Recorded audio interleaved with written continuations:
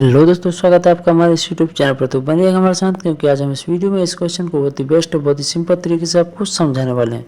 दोस्तों, इस वीडियो में हम इस क्वेश्चन को स्टेप बाय स्टेप आपको बहुत अच्छी तरीके से आपको समझाने वाले हैं। हमें उम्मीद है कि आपको बहुत ही अच्छी तरह से आपको समझ में आएगा। तो दोस्तों, अंत तक बने रहिएगा, क्योंकि इस प्रकार की वीडियो यदि आप एक बार सॉल्व करना सीख गए तो इस प्रकार के अन्य किसी भी वीडियो को आप आसानी से सॉल्व कर पाएंगे। तो दोस्तों, यदि हमारा वीडियो आपको अच्छा लगे तो हमारे वीडियो को लाइक, शेयर और चैनल को सब्सक्राइब अवश्य कीजिएगा। तो चलिए क्वेश्चन को शुरू करते हैं। क्वेश्चन में दिए गए, मोहन अपनी मासिक आमदनी का 20% मकान के किराए पर, शेष का 50% भोजन पर तथा शेष का 25% कपड़े पर खर्च करता है। यदि उसके पास 300 रुपये बचते हैं तो उसकी मासिक आय ज्ञात कीजिए।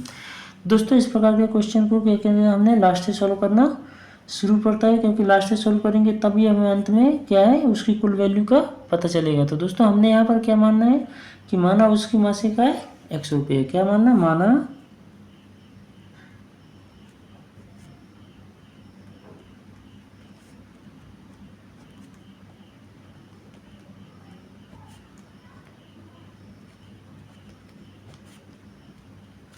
माना मासिक आय 100 रुपये। हमसे यही पूछा गया था उसकी मासिक आय क्या थी, हमने मान लिया 100 रुपये। अब क्या किया दोस्तों, उसने अपनी कुल आय का क्या किया, उसने 20% मकान के किराए पर खर्च किए। यहाँ पर लिखिए किराए, इसका मकान।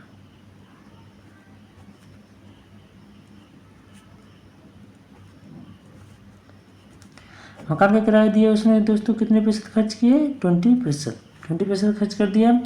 अब उसने क्या किया दोस्तों, जो उसके पास धन बचा था, उसका जो कुल धन बचा था उसमें से उसने क्या किया, शेष का 50% खर्च कर दिया। दोस्तों, क्या करना है यहाँ पर, शेष का 50% भोजन पर। क्या लिखना है, भोजन पर। यहाँ लिखिए भोजन पर।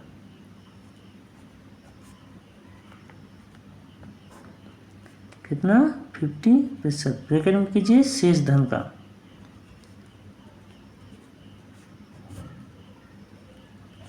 तो दोस्तों, यहाँ पर एक चीज़ सोचिए, जो शेष धन पर उसने 50% खर्च किया, तो उसका जो शेष धन है वो कितना बचा हुआ है टोटल उसके पास, 80%। क्योंकि उसने 20% ऑलरेडी क्या है खर्च कर चुका है। उसके पास धन कुल कितना बच गया है, 80% धन बचा हुआ है। अब उसने क्या किया, उस 80 कुल धन का ये 80% हो गया, लेकिन जब शेष धन की बात आती है तो शेष धन के लिए वो क्या, उसका कुल 100% है। 100% में से उसने क्या किया, 50% को माइनस कर दिया। क्या किया, उसने भोजन पर खर्च कर दिया। उसके बाद दोस्तों, जो उसका शेष धन बचा, शेष धन का भी जो शेष धन बचा, उसको क्या किया उसने, उसका भी 25% उसने खर्च कर दिया। तो यहाँ पर दोस्तों, जो शेष धन है उसको हमने क्या माना,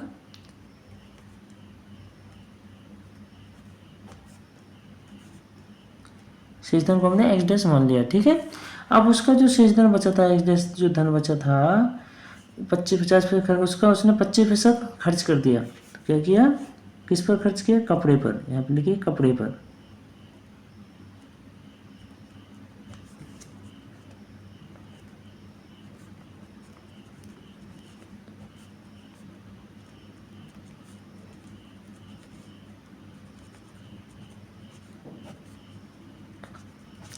शेष धन का क्या किया, उसने खर्च किया 25% उसने खर्च कर दिया। तो यहाँ पर दोस्तों, जब उसने 25% खर्च कर दिया तो उसके पास टोटली कितना बच गया, 75% धन बच गया। यह 75% धन किसका बचा हुआ है दोस्तों, इसके शेष धन का 75% बचा हुआ है।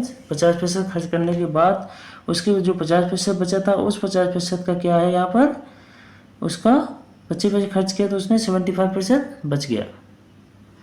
तो दोस्तों, यहाँ पर क्या किया था उसने, जो शेष धन 50% खर्च कर दिया था, तो उसके पास कुल जो धन बच गया था वो कितना बचा दोस्तों, 50% धन बच गया है। और जो ये 80% धन है वो किसका है दोस्तों, कुल धन का 80% धन है, उसका शेष धन है। और जो शेष धन जो 50% खर्च कर दिया उसके बाद उसके पास कितना बच गया, 50% धन बच गया। तो दोस्तों, अभी हमने क्या करना है, तो दोस्तों ये जो लास्ट वाला शेष धन बचा इसको हमने क्या मान लिया, वाई धन। ठीक है। तो इक्वेशन क्या आ गई हमारी, y का 75% इक्वल टू 300। तो इसको सॉल्व कीजिए, y इंटू 75/100 इक्वल टू 300। इसलिए y इक्वल टू क्या आ जाएगा हमारा,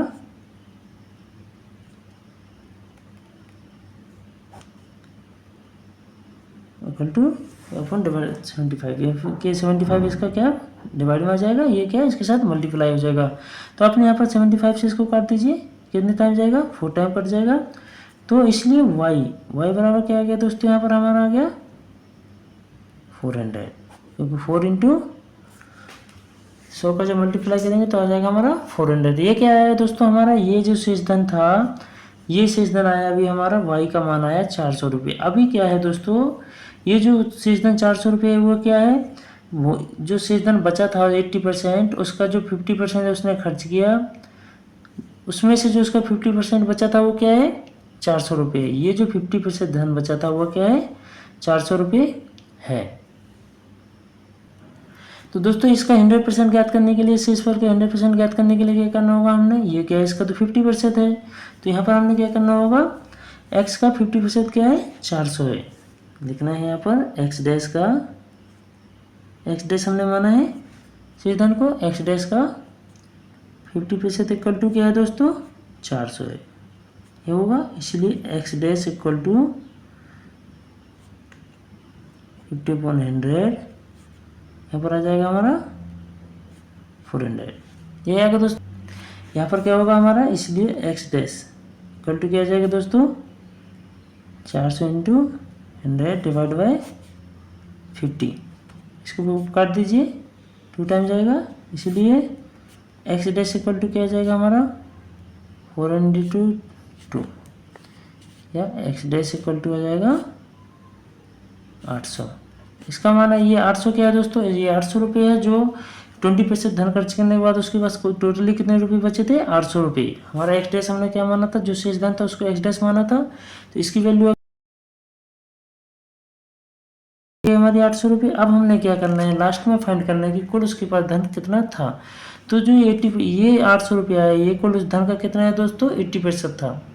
जो एक्स धन हमने माना था, एक्स का 80% कितना था 800 माना जाएगा। अभी हमने मासिक आय क्या मानी थी, एक्स का 20% खर्च कर लिया था, तो उसका कितना 80% बच गया था। ये जो 80% है वो जो अभी हमने फाइंड किया वो क्या 800 आया।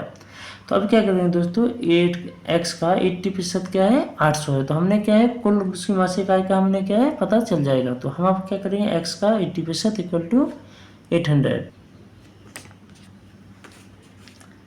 एक्स का 80% इक्वल टू क्या है दोस्तों 800।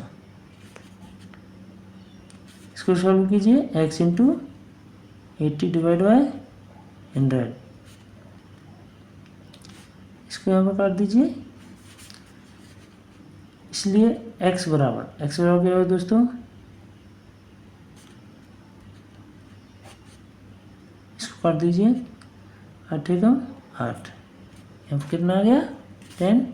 तो यहाँ पर वैल्यू कितनी आ जाएगी, x बराबर आ जाएगा हमारा, ये बच गया 100 यहाँ पर बचा, 10 यहाँ पर बचा, equal to x equal to हो जाएगा हमारा 1000।